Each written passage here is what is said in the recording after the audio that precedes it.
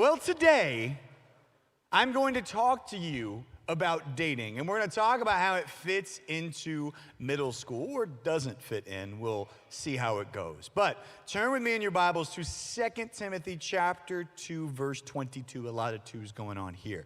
We're going to talk about how we should approach dating as Christians.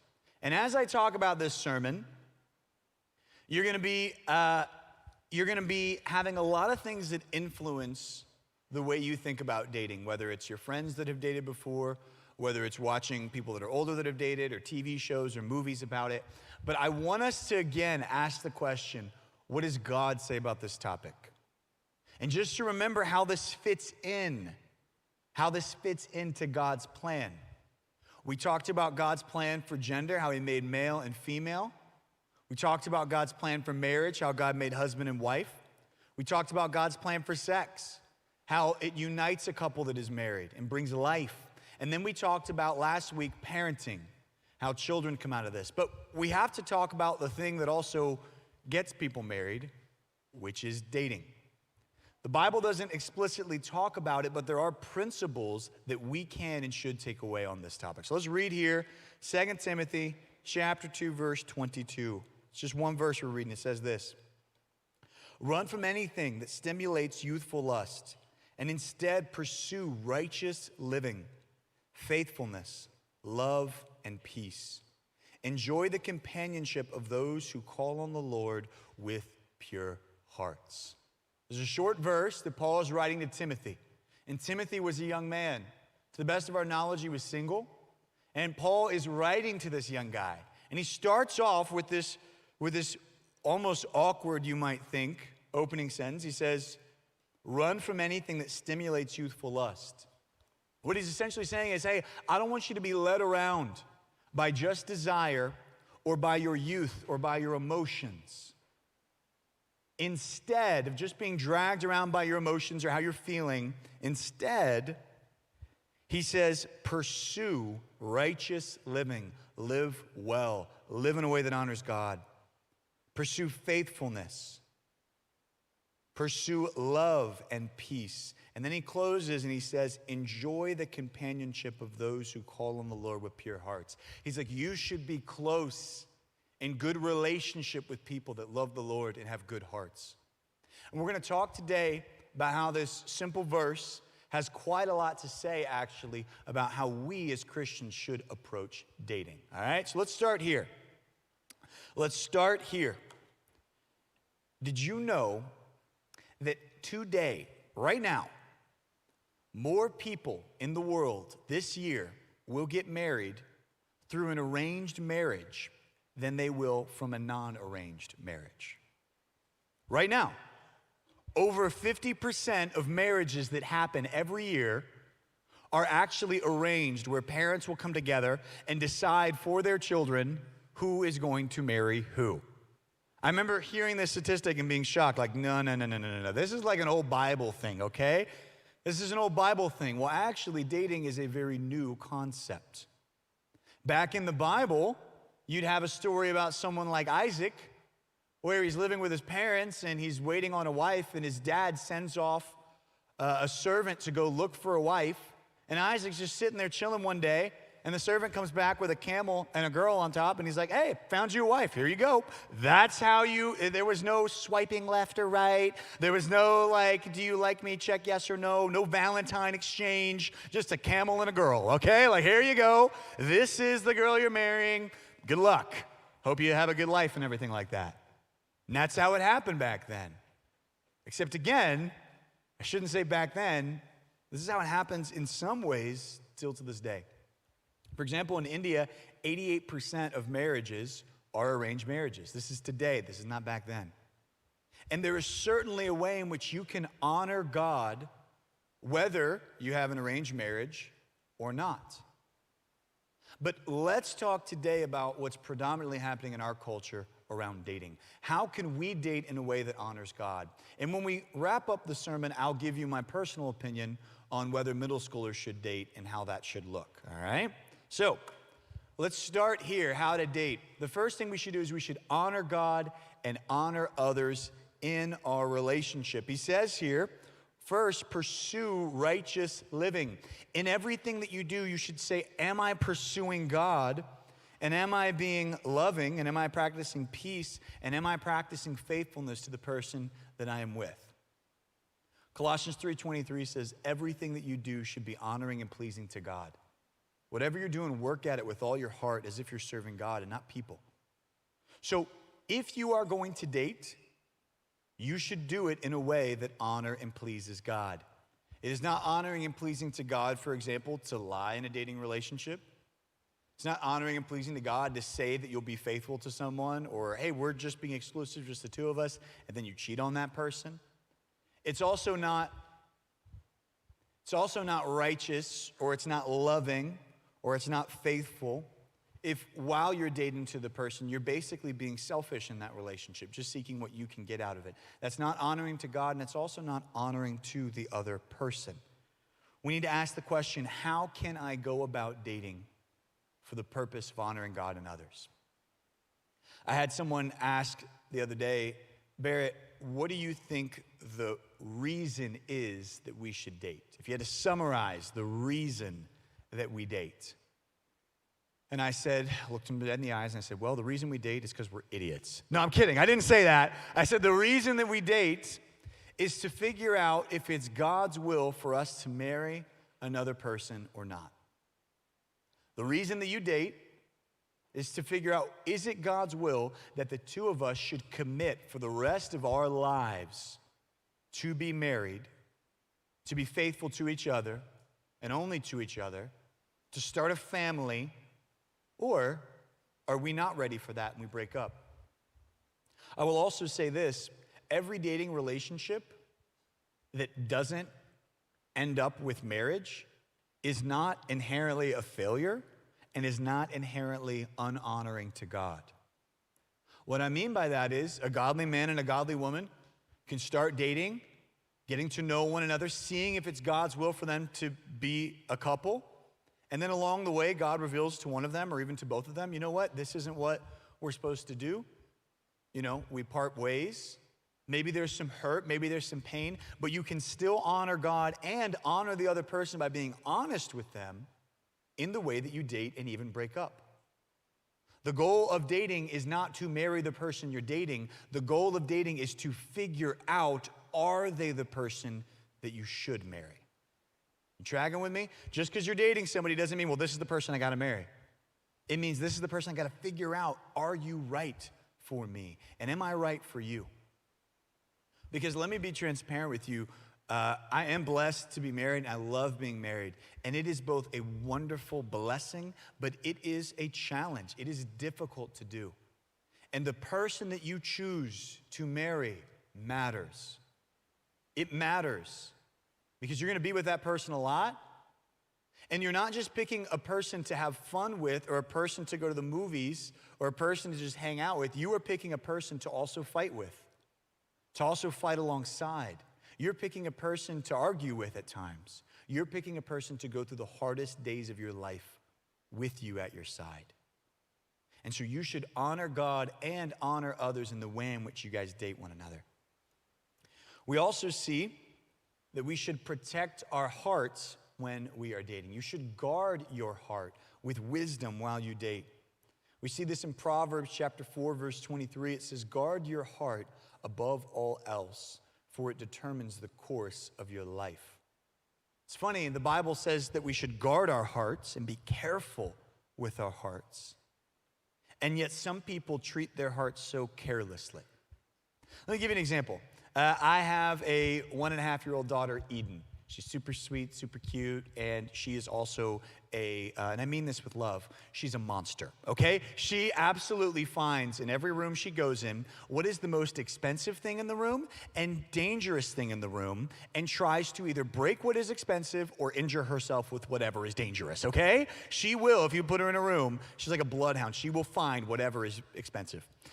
Now, do you think it would be a good idea if one of you had a brand new iPhone, you had no case on that bad boy? And ladies, would it be a good idea if you got this brand new iPhone and you walk up to my daughter, hey there, would you like to hold this? Why is that a bad idea? okay? Because that's going to get drooled on. It's going to get stepped on. It's going to get crushed. It's going to get thrown at a wall, okay? It's going to somehow end up in a blender. I don't even know if you own a blender, but she would find a blender and put it in there. That is not where you want to put a valuable possession of yours worth quite a lot of money.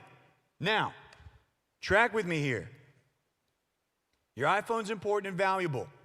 I don't want to give it to someone who's going to be careless with it, who's not mature enough with it to handle it with care. Ladies, why would you give your heart to an immature, childish, careless young boy?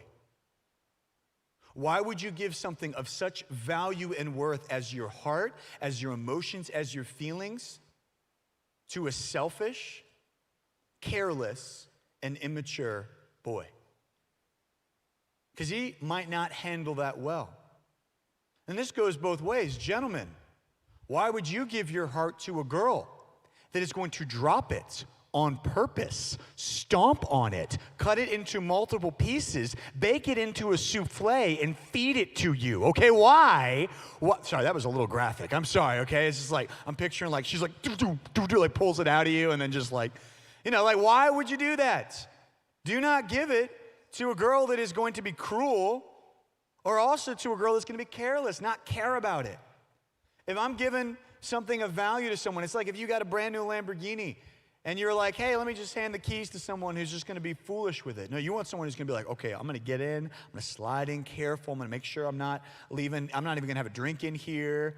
I want to take care of this valuable possession that's yours. If you're going to date someone, you should guard their hearts and be careful with it, but you should also guard your own. I think all of us can talk about drama that has entered into school, into church, into relationships through dating. And people's hearts get hurt. And we might laugh and tease about it, but the pain and the uncomfortability can be real. What's really interesting to me is so often when people date in middle school, it's usually a guy and a girl that are actually friends, that actually get along pretty well. And then they date, and they went from being close and friends to now we're exes and we don't talk to each other. I remember my best friend in 7th grade was a girl named Leah Puffenberger, all right? She was like my best friend. And just because drama is a lot of fun, her best friend that was a girl was Emily Lico, my ex. Okay, so we ended up, Leah and I were just friends, and here comes Emily Lico just stirring up trouble, okay? Emily Lico, if you watch this sermon, I'm so sorry, okay? If you just go on YouTube and see this, I'm sorry, but it's all true. Anyway, moving on. So Emily Lico comes up to me, and she's like, you and Leah are pretty close. I'm like, yeah, we're like great friends. And she goes, well, why aren't you dating? I'm like, because we're just friends. It's like, well, why aren't you more? Because we're friends. I don't understand. So we ended up like being pressured by all of our friends, like, dude, you're always hanging out with her, always. I'm like, we're just friends. Like, what's the big deal? And we gave into the pressure of the people around us to where we started dating, and we dated for a couple months. And then we honestly broke up because we're literally just friends. We're just people that hang out. Like, why are we being pressured into something we don't want to? This is foolish. And so we broke up. But there was this awkwardness about us afterwards. And we almost, to be honest, we actually lost a good friendship because we felt pressure from other people to date. And it really hurt both of our hearts. And we've got to be careful with the emotions that we allow to move around in our hearts. And this is why Paul's like, hey, you need to run from anything that is youthful lust, that is irresponsible desire. You need to wait until you are mature enough to be living righteously, to be faithful to someone, to love them well, and to have peace. Next, we also need to date for the right reasons, not for the wrong reasons. This scenario happens quite a lot to Alex and to Rachel and to me. A student will come up to us and be like, hey, I got a boyfriend, or hey, I got a girlfriend, and they're like telling us about the person. We're like, okay, first question I'm gonna ask, okay, cool, thanks for sharing. Are they a Christian? And they're like, well, I'm pretty sure they've been to church this one time. Or, well, they're like a really good person. Or the girl will be like, well, he buys me chocolates, and he's really nice to me, and he's got this hair that goes swoosh. And, he's just so polite and kind. And I'm like, okay, just track it with me here. Okay. Okay. So he's polite to you. Yes. And kind. Yes. And he has hair that swooshes. Yes. Okay. That's whatever. Isn't that a pretty low bar? Because the opposite of that is, well, he's mean to me, and he's a jerk, and he buys me things and then destroys them, and he has no hair and is bald. Like, isn't that it's a low bar for a middle school boy? Okay, him being nice, but it's a low bar, okay? Here's what I would like to hear. Well, he's living righteously. Well, he's faithful. He keeps his word. He loves well and he's at peace. And he has, listen to this, a pure heart for the Lord. Ladies, who you date is also going to be a reflection on your character and what you value. Believe in the sense that you are worth a guy that does more than just be nice to you. That's a low bar, right? Same thing to you, gentlemen. There is a quality that you should be seeking in someone. Not just that, okay, it's a girl with a pulse that doesn't freak out when I talk to her, okay? That's good enough for me. It's a low bar, okay? The first and most important criteria should be what he says, enjoy the companionship of those who call the Lord. Call on the Lord with pure hearts. Meaning, you should date someone that loves Jesus. Now, I know what you may be thinking. Why would God say that? But there's this great person, and they love me, and they're nice to me. And I don't doubt those things, that you might think that they're awesome, that they might be awesome. People can not be a Christian and be nice and kind and good looking and polite. Those things can happen, but listen. If the reason that we date is to find someone to marry, and the Bible says that we are to not be unequally yoked, that we are to have companionship with those who call on the Lord with pure hearts, then you are setting yourself up either to break up in the future because this person isn't a Christian, or you're setting yourself up to marry that person and then disobey God. We talked about it a couple weeks ago. If God is God over your life, that includes who you marry, that includes who you have sex with, and this includes who you date. If God is truly God over your life, and everything that you do should be honoring to and pleasing to God, and you are pursuing righteousness, that means the person you date, God cares about it. Let me tell you the right reasons for dating. I want to see if it's God's will for me to marry this person. I want to honor God and honor this person in the way in which I pursue them. I want to date them in a prayerful way. Listen, ladies, can I give you a Christian put-down line? Not a pick-up line, okay? This isn't winter camp, but a put-down line, okay? This is when a guy asks you out and then you turn him down, all right? Check with me here. Listen, shh. Listen, next time some jabroni boy walks up to you, all right, and he's like, hey, what's up? What's your Snapchat? Yeah. Whatever. Disgusting, aggress. Listen, some of the boys over here are triggered. I don't do that, bro. Anyway, shh. Next time it happens, I want you to do this. Simple test. Ready? Ladies, listen.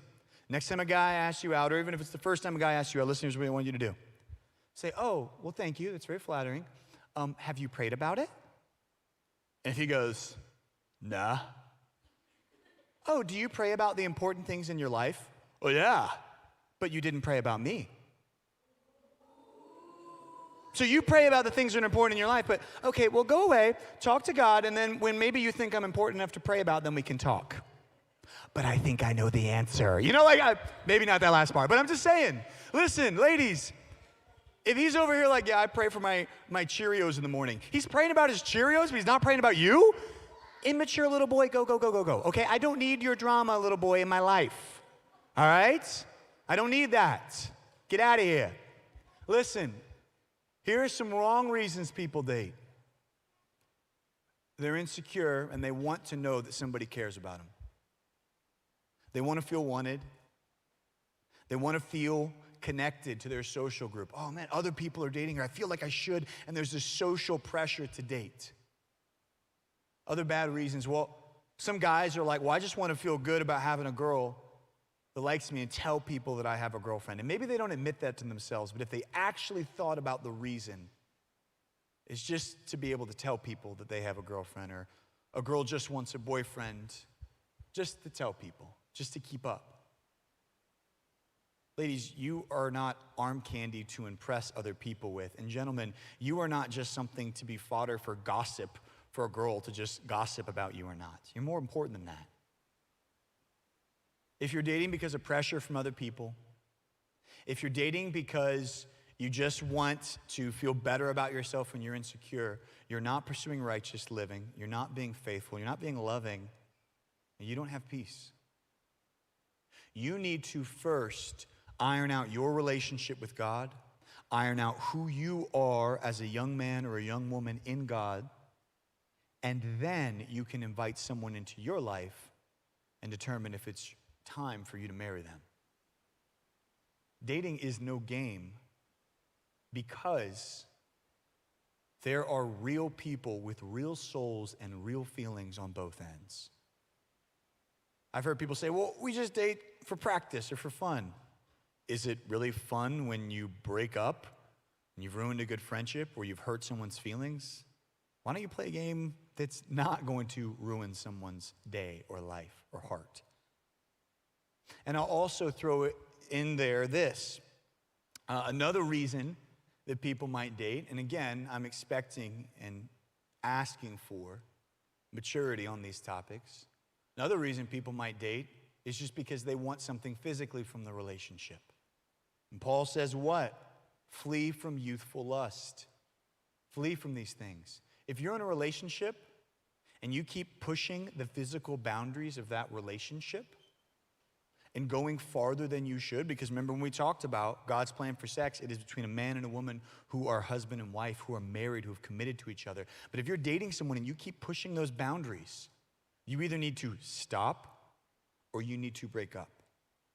You either need to set lines in the sand or you need to walk away. You need to, because this is the way that you honor God in dating and the way you honor each other. I said this when I talked about when we did God's plan for sex. Gentlemen, just because you're dating a girl, she is not yours. You are dating her to see if you are deserving of the responsibility of her becoming yours in marriage. Ladies, I know what you also might feel, the temptation you might feel might be a little different or it might be the same. The temptation of, well, maybe other people have physically gone farther than I have, or I really want to show this guy that I love him. Listen, if you are in a relationship with a guy that is pressuring you physically, he does not love you. He is wanting something from you. That is not love. Love is patient. It waits.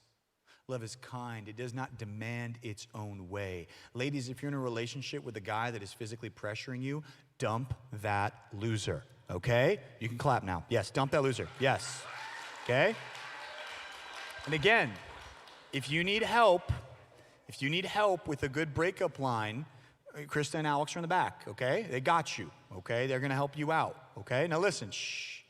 Now, I hope that you understand a little bit of God's plan and purpose for dating. Now, I am going to do something I usually don't do this dramatically. I'm going to now give you Barrett's opinion. So, when I preach, I give you, this is what the Bible says, and the Bible doesn't talk explicitly about dating, but I hope that you can see these principles are covered in the Bible. I'm now going to give you my opinion, okay? So, this is my personal opinion. This isn't right or wrong. This is what I'm doing, one, for my daughters and my son, and what I learned along the way. I had one more girlfriend before college in high school. We dated like freshman year. And it was a longer relationship, and it was really, really not fun. Big breakup, a lot of tears, a lot of frustration, a lot of drama. And after that, I was sitting in my room. I was like, oh, this is just so much. Like, why am I doing this?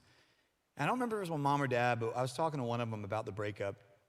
And they were like, why don't you just stop doing this to yourself? Like, why don't you just wait until girls are more mature or find a mature girl? And I'm like, I'm not trying to be mean, but like, I don't think I'm mature enough and I don't think the girls are mature enough. And whoever it was, mom or dad, were like, then maybe you should wait until they are mature enough. And I'm like, what? Yeah. So I literally did not date anyone the rest of high school.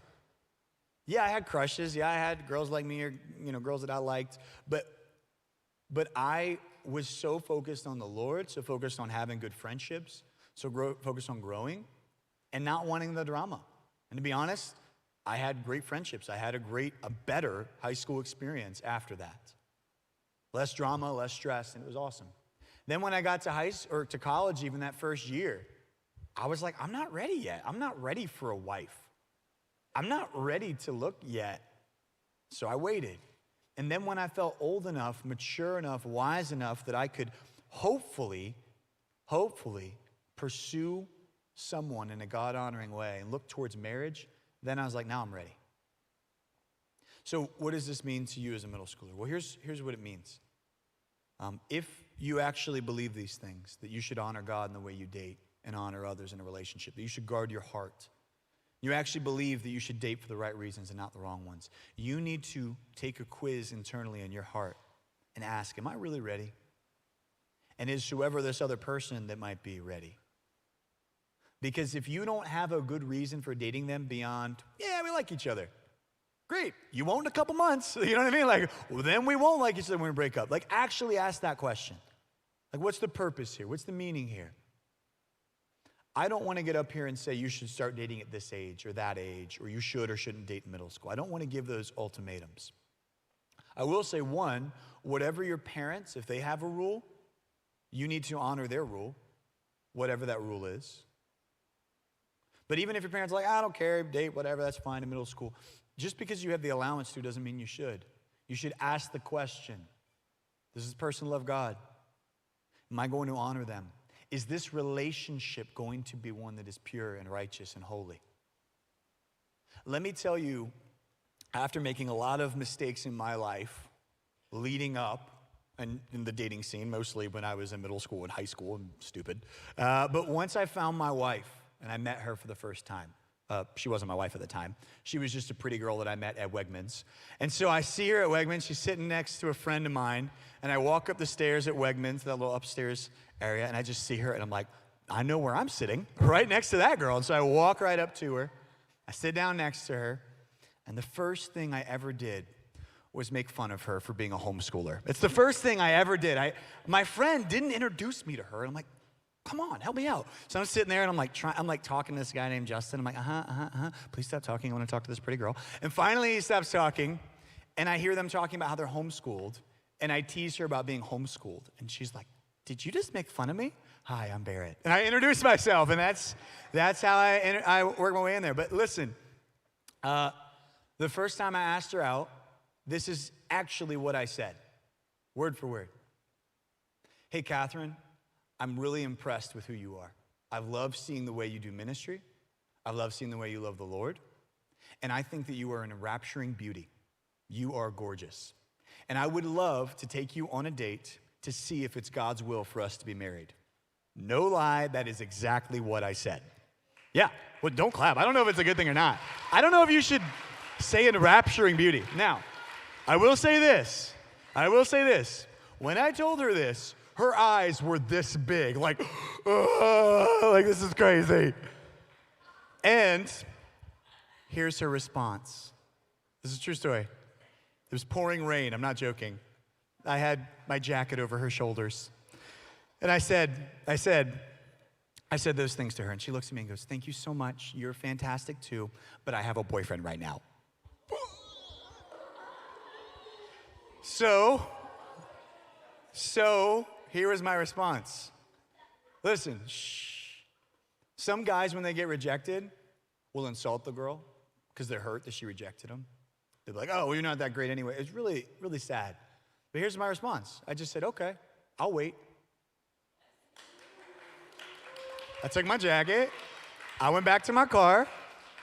And I waited. 6 months later, she was single. 3 months later, I started hanging out with her again. And then 3 months after that, almost a year removed, I asked her out again.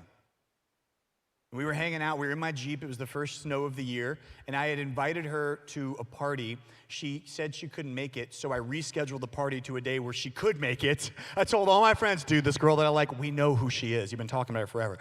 And I'm like, all right. So I reschedule it. Second time I see her at the party afterwards, I say to her, hey, listen, I feel the same way I did a year ago. I think you're an enrapturing beauty. I think you love God, and I respect the way you live your life and the way you do ministry. And I want to see if it's God's will for us to be married. And she goes, great, let's do it. And so we went on our first date, and we started to date. And the whole purpose of us dating was this. Is this for the Lord? Is this going to honor him? Is this a marriage that we want to have? Do we want to commit to this? And then just about a year later, I got down on one knee, and I asked her to marry me. Actually, I didn't get down on one knee. I actually forgot. I got so nervous. She showed up. We had I had Airbnb this tree house, and her friend brought her to the tree house. And when she came inside, there were all these twinkle lights everywhere. And I grabbed her face, and I just went like this. And I just sat. And so we both just sat like this, staring at each other's faces. And then her friend Hannah's awkwardly there taking pictures, and I'm over here like this, and I'm just like, hey, and I just told her, look, I've been pursuing you for 2 years. I've been dating you for a year. I believe it's God's will for us to be married. Will you marry me? And she said yes. She believed and felt the same way, and God led us to that. Now listen.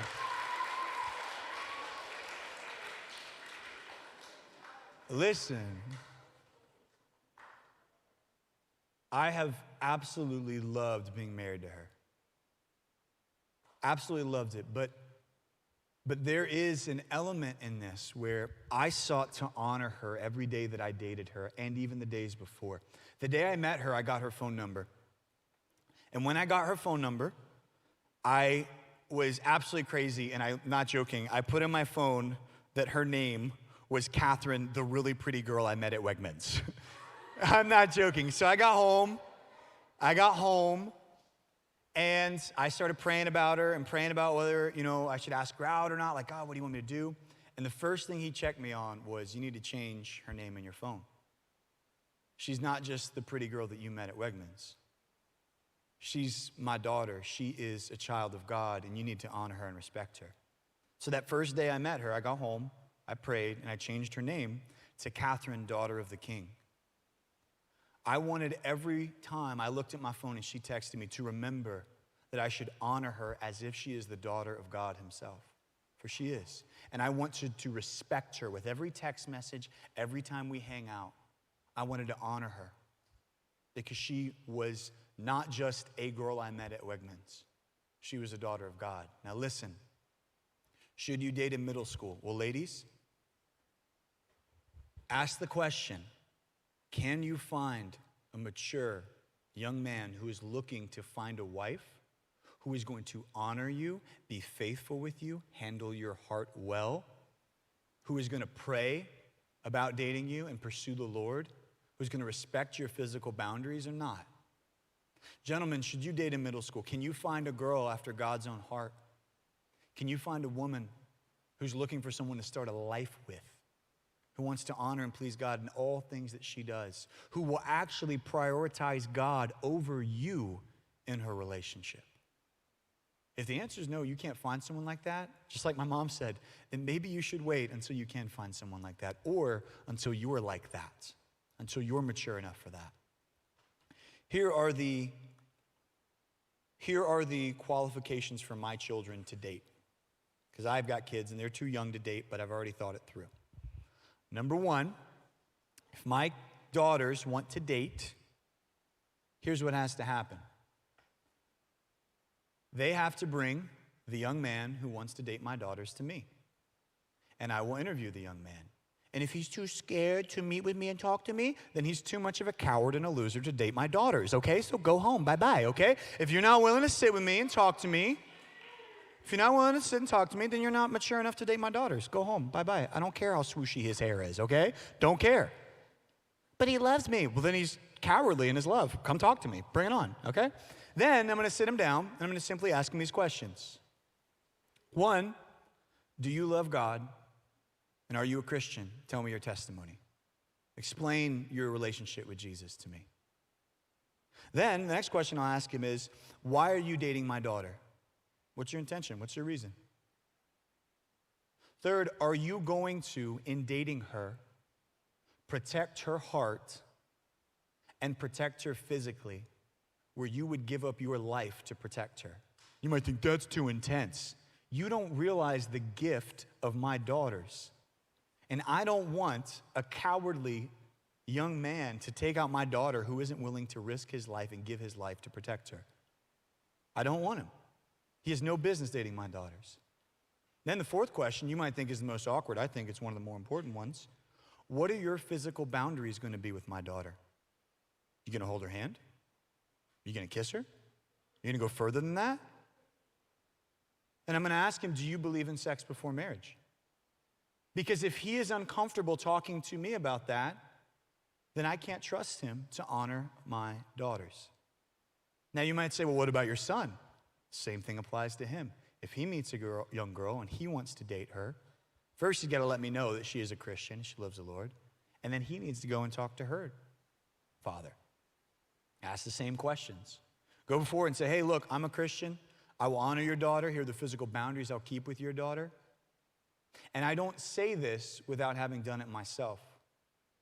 After dating Catherine for a while, after dating her for some time, before we were girlfriend-boyfriend, I got her dad's phone number and I called him.